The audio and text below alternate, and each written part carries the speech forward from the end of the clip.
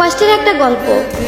একটা ছেলে আর একটা মেয়ে 2 বছর রিলেশন করার পর হঠাৎ একদিন মেয়েটা ছেলেটাকে বলল, আচ্ছা একটা কথা বলি। ছেলেটা বলল, বলো। মেয়েটা বলল, রাগ করবে না তো? ছেলেটা বলল, না। মেয়েটা বলল, আমাকে ছেড়ে যাবে না তো? ছেলেটা বলল, কখনো যাব না। মেয়েটা বলল, ভুল বুঝবে না তো? ছেলেটা বলল, না, বুঝবো না। মেয়েটা বলল, জানো আমার একটা অতীত আছে। ছেলেটা বলল, কি সেটা? মেয়েটা বলল, আমাকে রেপ করা হয়েছে। ছেলেটা বলল, কি? মেয়েটা কেঁদে কেঁদে বলল, এবার তুমি আমায় খারাপ ভেবে হয়তো আমাকে ছেড়ে চলে যাবে। ছেলেটা মেয়েটাকে অনেক জোরে একটা থাপ্পড় দিল।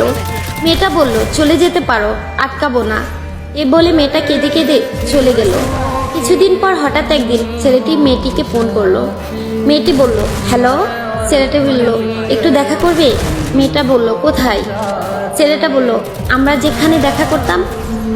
মেয়েটা বলল, আচ্ছা। ছেলেটি আগে থেকে এসে মেয়েটির জন্য অপেক্ষা করতেছে। কিছুক্ষণ পর মেয়েটি আসলো। মেয়েটি বলল, কিসের জন্য আসতে বলছো? ছেলেটি বলল, চোখ বন্ধ করো। মেয়েটি বলল, কেন? ছেলেটা বলল, এত প্রশ্ন করো কেন? মেয়েটা বলল, আচ্ছা চোখ বন্ধ করলাম। ছেলেটা বলল, এবার চোখ খুলে তাকাও। মেয়ে চোখ খুলে দেখে যে ছেলের বাবা মা আসছে। মেয়ে অবাক। ছেলেটা তখন হাঁটু গেড়ে বসে মেয়েটাকে বলল, তুমি কি আমাকে বিয়ে করবে? মেয়েটা বলল, তখন ছেলেটি বলল, আমি তোমাকে ভালোবাসি, তোমার অতীতকে না।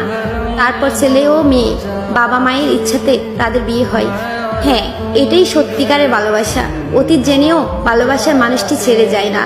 আসলে এই গল্পটা শুনে বুঝতে পারলেন, সব ছেলে এক হয় না এবং তার পরিবারও না।